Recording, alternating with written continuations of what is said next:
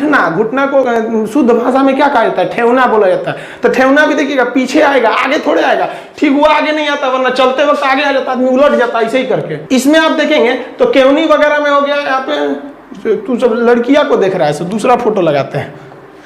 यहाँ देखिए ध्यान भटका देता है, लड़का से बहुत बदमाश होता है। इसको पोलियो एक तरह का इनएक्टिव वैक्सीन होता है। आप कुछ लोग पोलियो भी नहीं पिलाते हैं, कहते हैं कि 2 बूंद पीने से 2 को बच्चा होगा। अजब हाल है भाई। ऐसे लोग जरा सोचिए कि जो इतना छोटा बच्चा है, आप ये नहीं सोच रहे हैं कि ये बड़ा होकर कितना पढ़ेगा, क्या बनेगा, बल्कि आप ये सोच रहे हैं कि ये बड़ा होकर कितना बच्चा पैदा करेगा।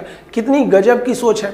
और गवर्नमेंट भी इसको कहते हैं कि भाई कम दिमाग वाले के लिए आप अच्छा दिमाग लगाएंगे तो उसको अच्छा नहीं सूट ही नहीं करेगा, क्योंकि ट्रक का माल टेम्पू में लोड नहीं होता है। तो बकलोलवा अगर ही सोच रहा है कि 2 गुण से 2 लड़का होगा, तो उससे पूछिए कि तोरा कै गो लड़का चाहिए। इससे 53, 54, 55 जितना लड़का बोले 1 कटोरा पिया दो।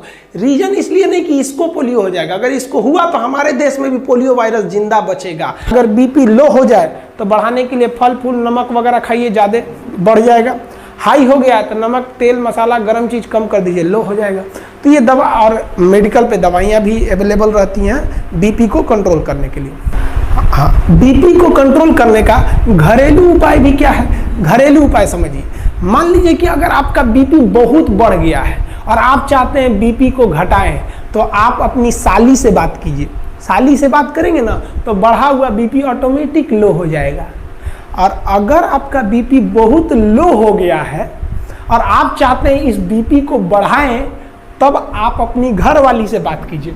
10 मिनट बात करेंगे ना, आपका लो बीपी को हाई कर देंगे। समझ में गया? तो ये घरेलू उपाय भी है, आप इसको भी आजमा सकते हैं। घुड़ाई करके नौकरी वोकरी लीजिए लोग, और नहीं नौकरी वगैरह नहीं हुआ ना तो घर वाला क्या करेगा, सब कैसे ही बूढ़ सूढ़ को थमा के भेज देगा, ले जाओ।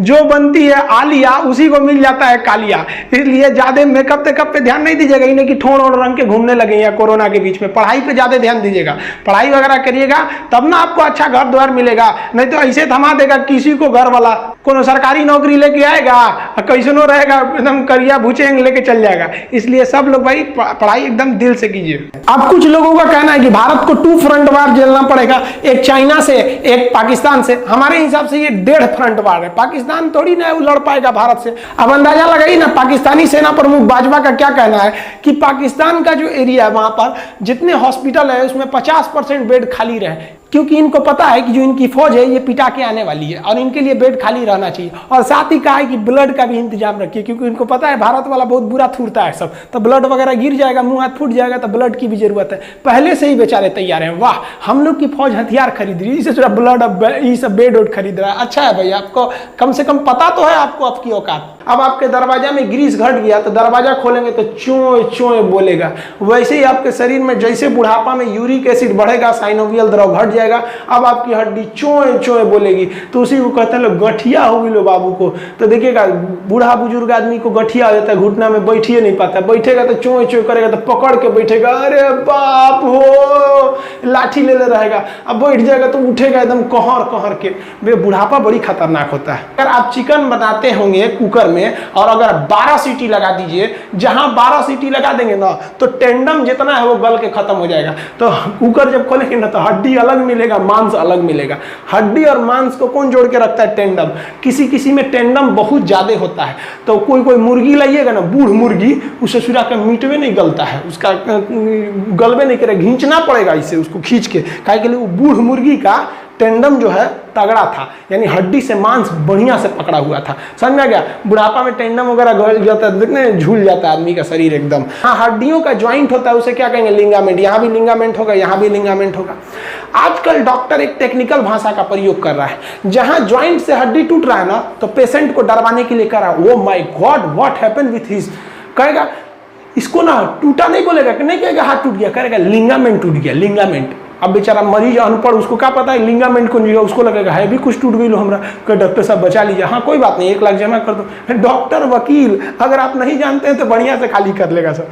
तो ये क्या है कि अगर ज्वाइंट से टूटा है, कहीं से ठेवना वगैरह से टूट गया ज्वाइंट से, तो वहां का लिंगामेंट टूट गया, तो डॉक्टर कहता है लिंगामेंट टूट गया। और बीचवा में से कहीं टूट गया तो कहता है कि फ्रैक्चर हो गया, फ्रैक्चर। अब तो कुछ दिन में ये भी कहेगा सर कि लिंगामेंट टूट गया यहाँ पे। अगर इसमें हम हवा भी भर देंगे तो क्या होगा? जैसे हवा अंदर जाएगा, हेपेरिन वहां का मर जाएगा और ये सब पूरे ग्रुप में मिलकर यहाँ पर ब्लड जमा देंगे, और जब जमा देंगे तो यहाँ पर मांस एकदम टाइट हो जाएगा। क्योंकि यहाँ की नसें मोटी हैं, आदमी मरेगा नहीं, हेमरेज नहीं होगा, लेकिन मांस टाइट हो जाएगा और मरीज को बहुत दर्द करेगा। अरे बाप रे बाप! तो मरीज कहेगा कि डॉक्टर साहब फूल गई लो यहाँ। तो डॉक्टर कैसे कहेगा कि गलती तो हमरे है? तो कहेगा बाबू गर्म पानी भिगा के सेकिएगा। तो मरीज गर्म पानी भिगा के सेकेगा। अरे बाप! अरे बकलोलवा मरीज जब इंजेक्शन लगता है तो खुद देख लिया कर।